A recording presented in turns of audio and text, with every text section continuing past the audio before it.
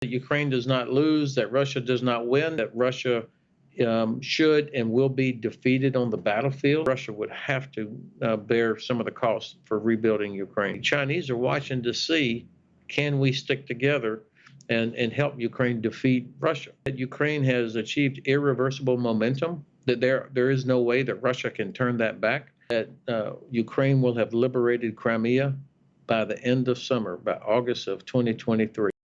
10 months of bitter conflict in Europe. Isn't it time that NATO decided what its strategic aims are in this war? I think that is a great question. We've talked about the importance of making sure that Ukraine does not lose, that Russia does not win, but it seems to me that we have stopped short of declaring exactly what the final strategic objective is, which would be which should be total restoration of Ukrainian sovereignty over all of its territory, including Crimea, return of deported Ukrainians, especially the 200,000 Ukrainian children who have been kidnapped and taken to Russia. Those kind of things should be clarified. And why aren't they being clarified? I'm not sure, honestly. I've been frustrated by the reluctance to take the next sort of 5% of the way to declaring what our objective is. I think it goes to a variety of potential explanations, concern about escalation, which I think has been overestimated. There still are too many people in European capitals and in Washington that are somehow cannot get their head around the idea that Russia should and will be defeated on the battlefield. And then I think there's concern about implications with China and other external actors. I can't tell what those are yet. Is it safe to assume that NATO's aim somewhere down the line will part company with Ukraine's? We've seen Chancellor Scholz talking about Europe going back to the pre-war peace order with Russia and resolving all questions of common security. Is that actually realistic? It's hard to imagine that we would get back to business as usual with Russia anytime soon. Certainly not with the current leadership that's in place and most of the other sort of well-known faces there in the Kremlin.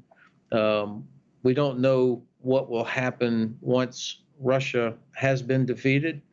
I think that there certainly is a lot of informed analysis that's looking at the possibility of either a breakup of the Russian Federation or some change of who's in charge there.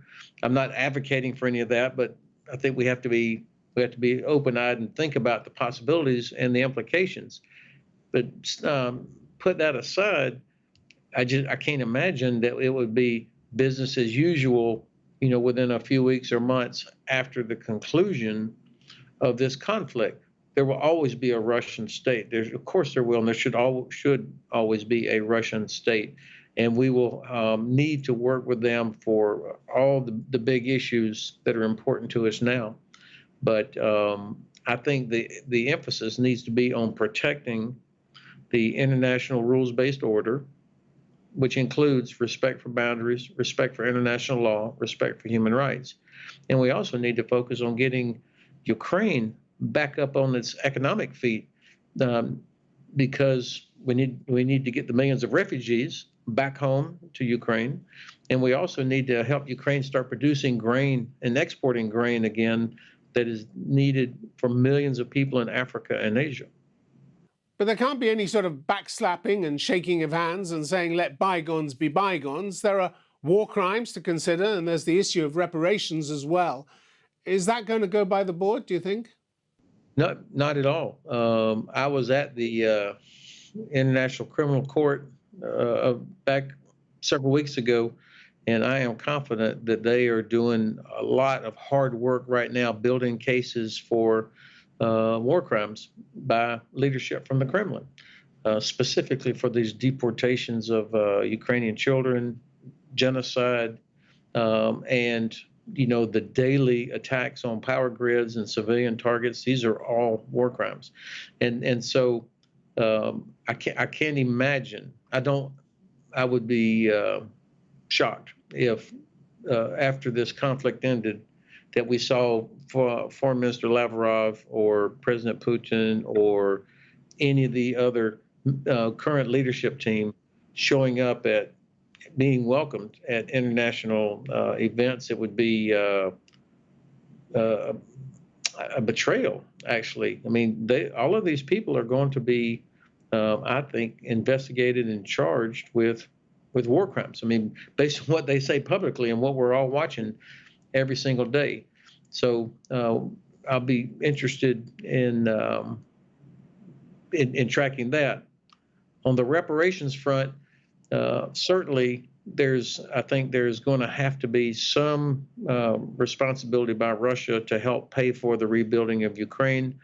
But I always have a little bit of a problem with reparations, because usually, as we saw after the First World War and the Second World War and in other wars, those reparations can have a negative side as well. The fact that Poland today is asking for 1.3 trillion euro reparations from their NATO and EU partner Germany is a manifestation of that. So I'm more focused on the war crimes than I am on reparations, but certainly Russia would have to bear some of the costs for rebuilding Ukraine.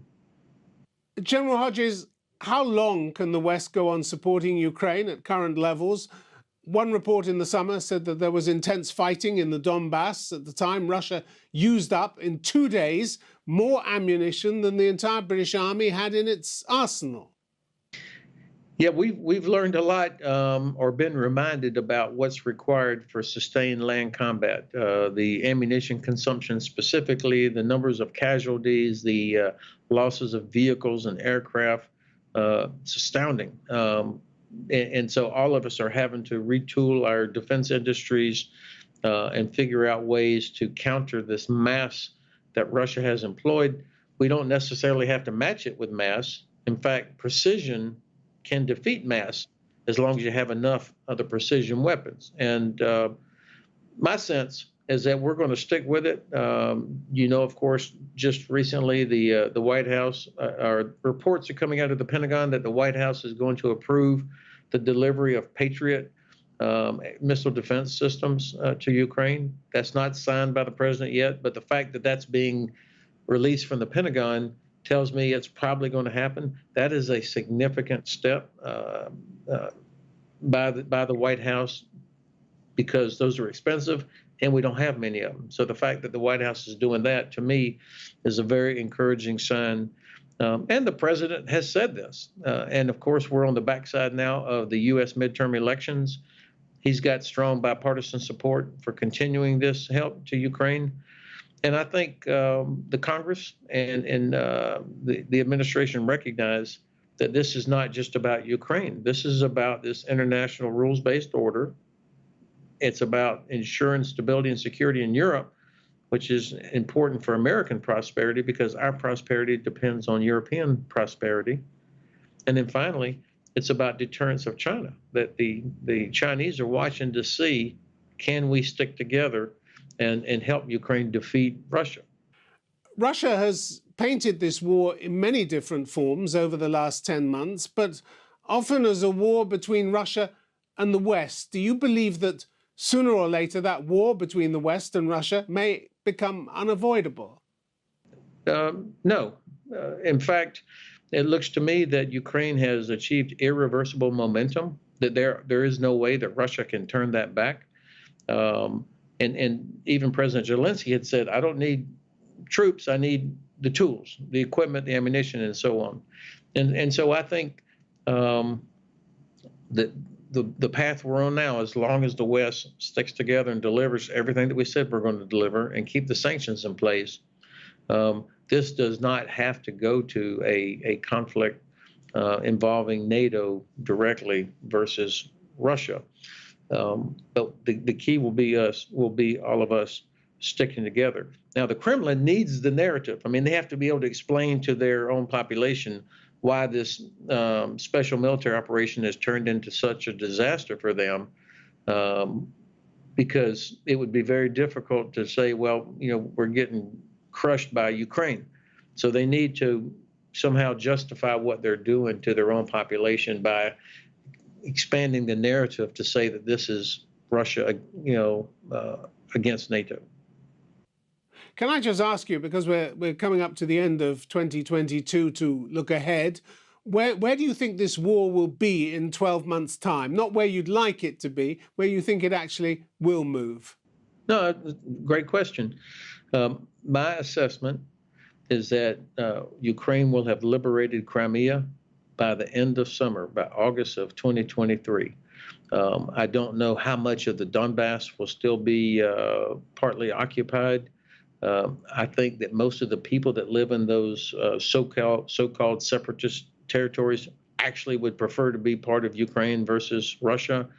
But the key, the decisive terrain, if you will, is Crimea. Ukraine will never be secure as long as Russia still illegally occupies part of Crimea. So I believe that by the end of summer, Ukraine will have achieved that. It's too early to plan a victory parade, and there certainly is going to be many months of hard fighting between now and then. The Russians will continue to go after civilian targets in hopes of extending this conflict for the purpose of causing us to lose our will, but I don't think that's going to happen. We know that war is a test of will, and clearly the Ukrainian soldiers and Ukrainian people have superior will to the Russian population and Russian soldiers. So it's a matter of logistics. And the Russian logistics system is very fragile. It's under enormous pressure. The Ukrainian General Staff is doing a very good job pounding away at Russian logistics and what we call the lines of communication, the main supply routes.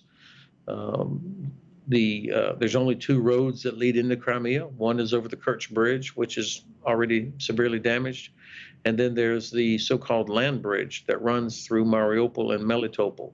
And the Ukrainians hit an important bridge in Melitopol yesterday or the day before. So they're already damaging, disrupting the two land routes that lead into Crimea. And to me, Crimea increasingly looks like a trap for Russian forces.